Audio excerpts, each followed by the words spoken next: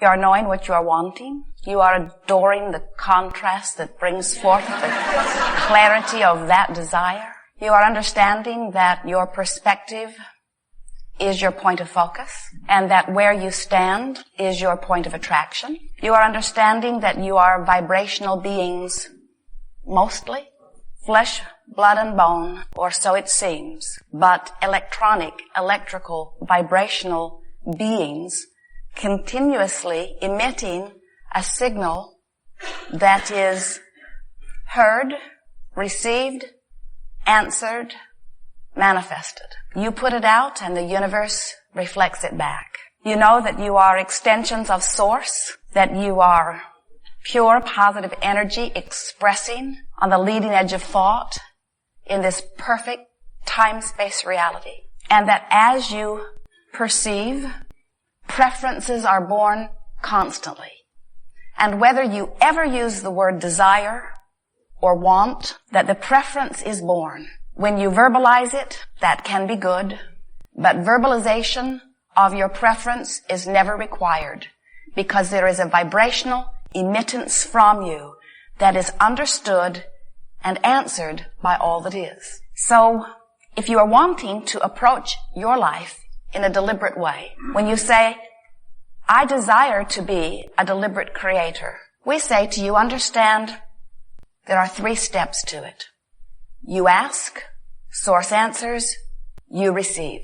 And while that sounds simple, it is surprising to you how many physically focused beings accomplish step 1 effortlessly, because contrast inspires your personal, poignant, important preference. You just want. It happens within you.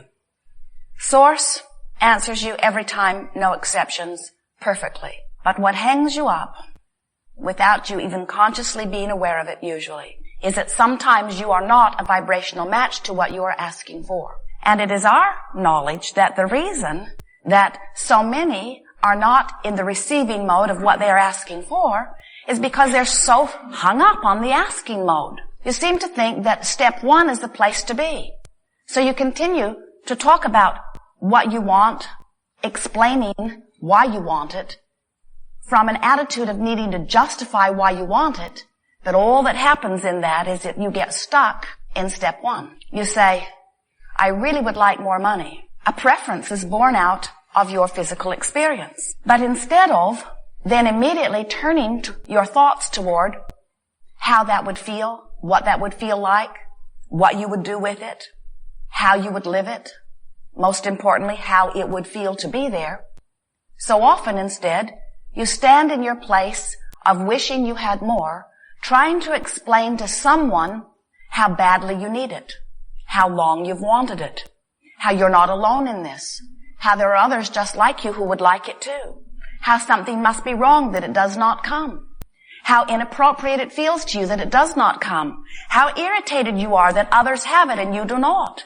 how irritated you are at your own self because you have not been able to achieve more. And what we are wanting to help you to understand is that when you keep beating the drum of step 1, you cannot be in vibrational harmony with what you desire, because when you keep explaining where you are, you cannot be a vibrational match to where you want to be. Sounds simple.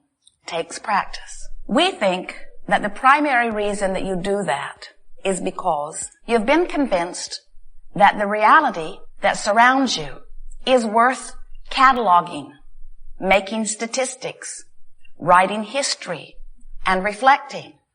And we say, while that can sometimes be of benefit, usually it is not of much benefit because it keeps holding you in vibrational patterns that you really don't want to be held in, because your vibrational patterns sometimes don't match your current desire. So in order to sort of shake that tendency loose within you, we have some questions, easy to answer questions. Multiple choice questions. If you were given these 2 choices, which do you choose? Truth or untruth? What do you choose? We think that's a good answer. If you were given these choices, which do you choose of these 2? Something that feels good or something that feels bad? Again, another excellent choice. Now we ask you, of these 2, which do you choose? Something that is true or something that feels good. A very wise group. We hear your words, but we read your vibration. And while you want to always choose that which feels good, because you are oriented in your physical environment where you have been observing reality, you have become oriented toward expressing reality as it is, forgetting that you are a creator of reality. You have become such realists that you almost never dream. You've become such realists that you direct your thoughts hardly at all into new areas. Instead, you regurgitate old areas. Now that can serve you if you are a selective sifter, if you are wise enough to understand that you really do want to feel good. So you keep reaching for thoughts and memories and examples and evidence of what does feel good. But we do not see you guiding yourself by the way you feel as much as we see you trying to explain what is true. I will tell it like it is. I must always tell the truth. So when your mother says to you, did you do as I wanted you to do, or did you do as you wanted you to do? You know what answer you better give her. More importantly, when you know that your mother or your teacher or your government or anyone who is influential in your experience desires something of you, it takes a very strong, individually focused, powerful, God-force, creative being to say, I will choose what feels best to me, rather than trying to guide myself by the erroneous, detached, impossible to read, ever-changing guidance that is coming forth from outside. How can you possibly guide your life by the standards that come outside of you when there are not two in your world that ask the same thing of you? You have to, once and for all, decide that you're going to orient yourself from your source perspective. And when you do, your guidance will always be exactly right, not only for you, but for everyone with whom you interact. When you make a decision that nothing is more important than that you feel good, your life will begin to become that which you knew it could be when you made the decision to come forth into this physical experience. As we look at you in your physical format, we have to acknowledge that there is far more about the reality that you are living that is really worth looking at and is good feeling in nature than otherwise. In other words, we are not for a moment suggesting that you have to fantasize everything in order to feel good, because there is so much about where you stand that is excellent.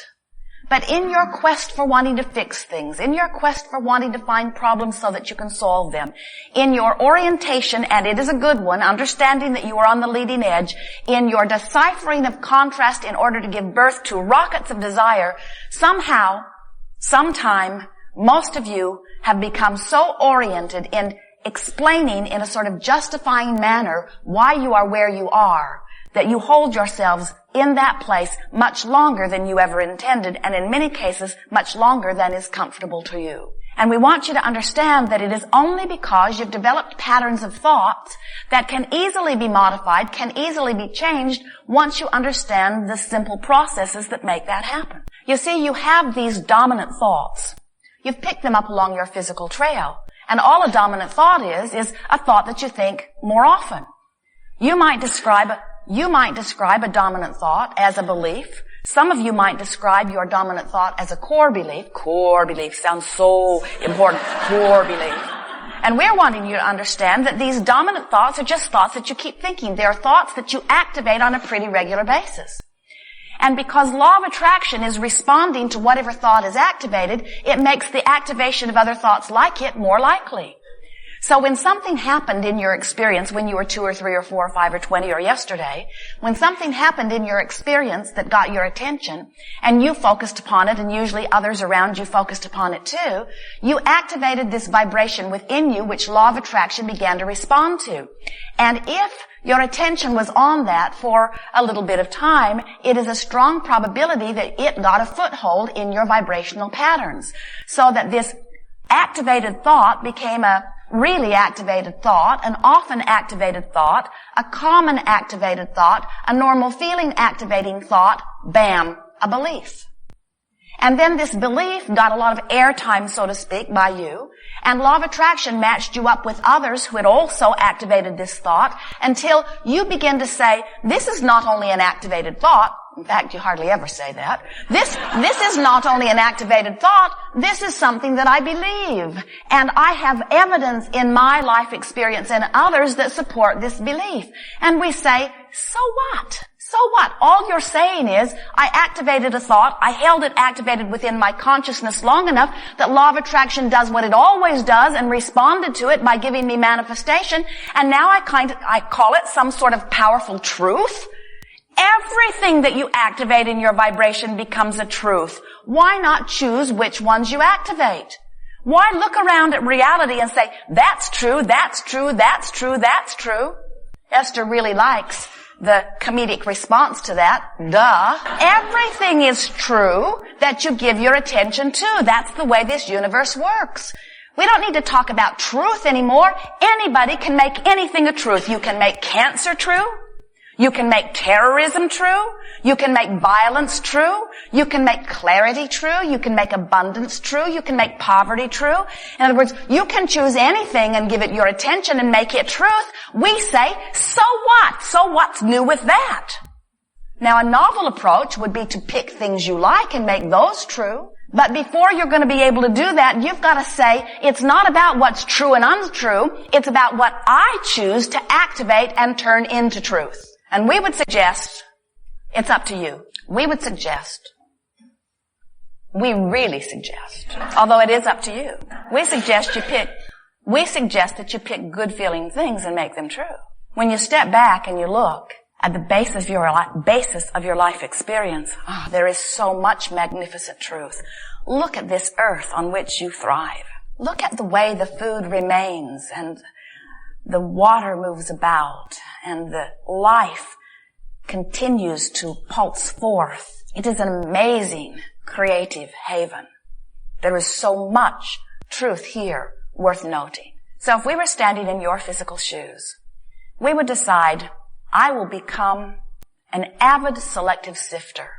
I will turn my attention toward things that please me. Things that are true, I will give my attention to if they please me, and I will create more truth like that in my experience. And things that are not yet true, that I desire, I will turn my attention toward those until I've achieved a vibration that makes that true within my experience. So what is this truth? We suppose that from your perspective, what you mean by truth is the manifestation of vibration. That's what we would call truth. Truth is giving enough attention to something long enough that it manifests so that others then can bear witness to it also. That's what you call truth. Others see it too. It's now documented and written down. And we would call truth alignment with source. Because when you align with source, there is a knowledge of well-being, which is your ultimate and eternal truth. When you align with source, there is an ultimate clarity, which is your ultimate truth. When you align with source, there is this powerful truth that we call an unabiding awareness of worthiness and self-value. When you connect with who you really are, and you allow the truth of who you really are to radiate through you, when you allow yourself to be who you really are, now that's truth. So, as we move forward here today, we want to assist you in recognizing that you may have some patterns of vibration that are not serving you as well as others, so that you can begin to emphasize the ones that serve you and de-emphasize the ones that don't. You might say, this is your personal, individual process of activating chosen thought long enough to make the thought of your choice dominant. What's the value of that? Well, when you think about major subjects like dollars, when you think about money or dollars or abundance, does it feel like freedom and adventure and fun to you? Or when dollars comes up in your conversation, do you feel worried? Do dollars feel like struggle to you or like fun? You can tell as we introduce the subject into your consciousness what your reverberating responsive vibration is. When we ask you, relative to the subject of your dominant relationship, does it feel like expansion and adventure, or does it feel like hard work, bondage? You can tell what vibration is activated when you approach the subject.